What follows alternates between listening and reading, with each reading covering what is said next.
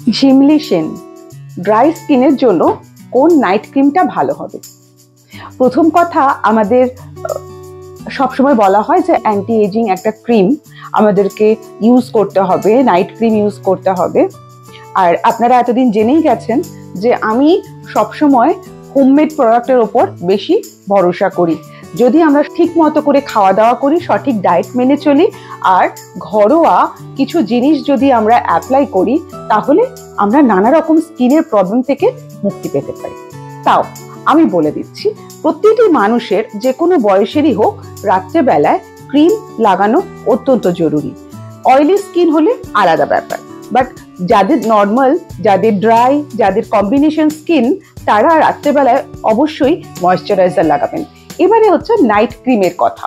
নামি দামি অনেক কোম্পানি আছে যারা কিনা অনেক দামি প্রোডাক্ট বিক্রি করে থাকেন। আমি আপনাদেরকে একটা কথাই বলবো, যদি বয়স 30 হয়ে যায় তাহলে ঘরে একটা রেটিনল সিরাম রাখবেন, আর যে কোনো ময়েশ্চারাইজার।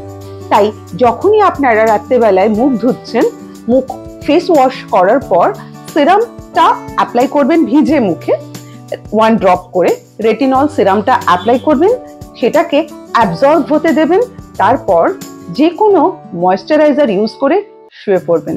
তাহলেই কিন্তু স্কিন কেয়ার হয়ে যায়, আলাদা করে কোনো নাইট ক্রিম ইউজ করার দরকার পড়ে না।